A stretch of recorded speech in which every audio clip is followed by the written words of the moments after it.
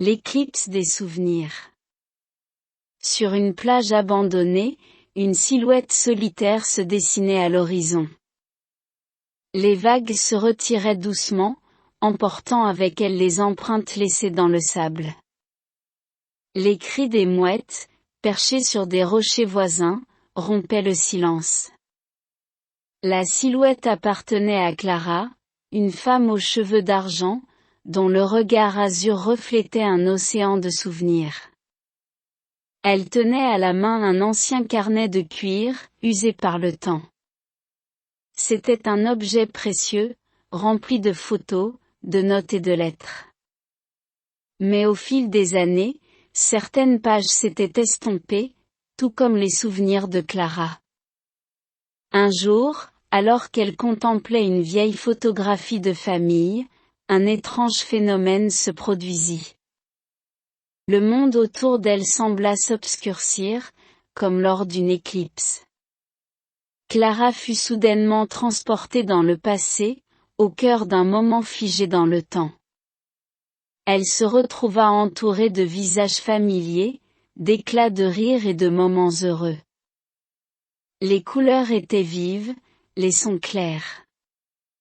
C'était un instant de pur bonheur, une parenthèse enchantée. Mais, tout aussi soudainement, l'éclipse prit fin, et Clara fut ramenée à la réalité. La photographie dans le carnet n'était plus qu'une image floue.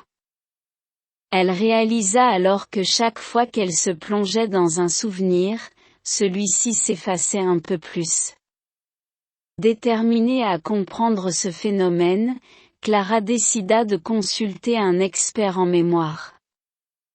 Après plusieurs séances, elle comprit que le carnet avait le pouvoir de lui faire revivre ses souvenirs les plus précieux, mais au prix de leur disparition définitive. Face à ce dilemme, Clara était déchirée. Devait-elle continuer à revivre ces moments magiques, quitte à les perdre à jamais? Ou devait-elle conserver précieusement ses souvenirs, sans jamais les revivre? Après mûre réflexion, Clara décida de ranger le carnet dans un tiroir.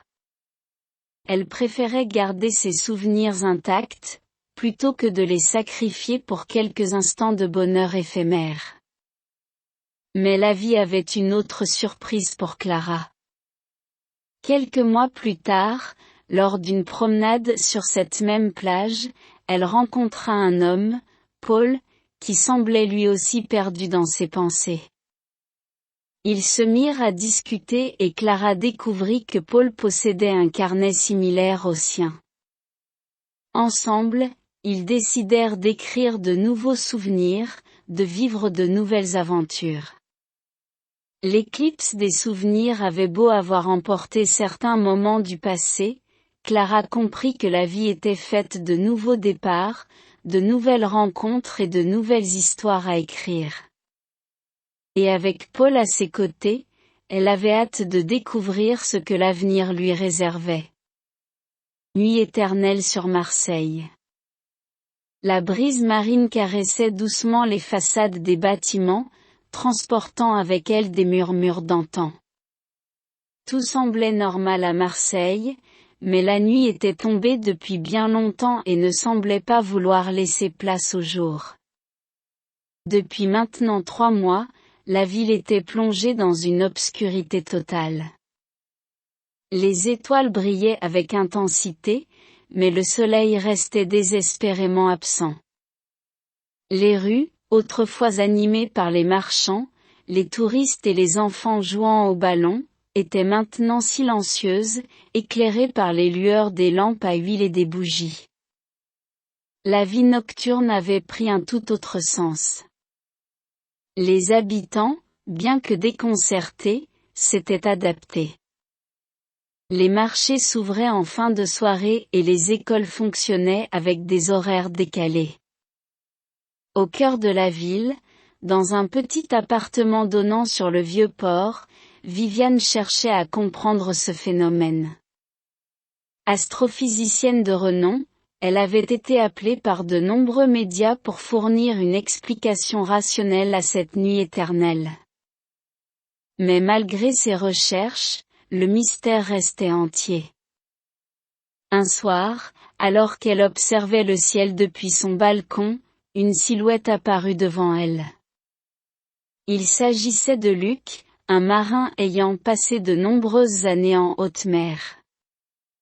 Ses yeux bleus reflétaient le profond océan et sa peau était marquée par le sel et le vent. « Je sais pourquoi le soleil ne se lève plus, déclara-t-il d'une voix grave. Viviane, intriguée, l'invita à entrer. Luc lui raconta une légende que les anciens marins se transmettaient. Selon cette histoire, une créature marine, blessée par des pêcheurs, avait jeté un sort sur la ville pour se venger. Le seul moyen de lever la malédiction était de lui offrir un trésor perdu en mer depuis des siècles. Guidée par la curiosité et l'espoir de ramener la lumière sur Marseille, Viviane décida d'accompagner Luc dans cette quête. Ils embarquèrent sur son vieux voilier et naviguèrent en direction du lieu supposé du trésor. Après des jours en haute mer, guidés par une carte ancienne et les étoiles, ils arrivèrent près d'une épave engloutie. Plongeant dans les profondeurs, ils découvrirent un coffre orné de pierres précieuses. À l'intérieur se trouvait une perle luminescente, émettant une douce lueur bleutée. De retour à Marseille, au cœur de la nuit éternelle, ils offrirent la perle à la mer. Les vagues se mirent à briller, et une douce mélodie se fit entendre. Au loin, à l'horizon, une fine ligne dorée apparut, grandissant peu à peu.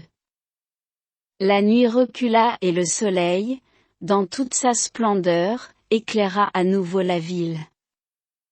Marseille était sauvée. Luc et Viviane, unis par cette aventure extraordinaire, décidèrent de consacrer leur vie à protéger la mer et ses mystères. La légende de la nuit éternelle devint un symbole de respect envers la nature et les traditions maritimes.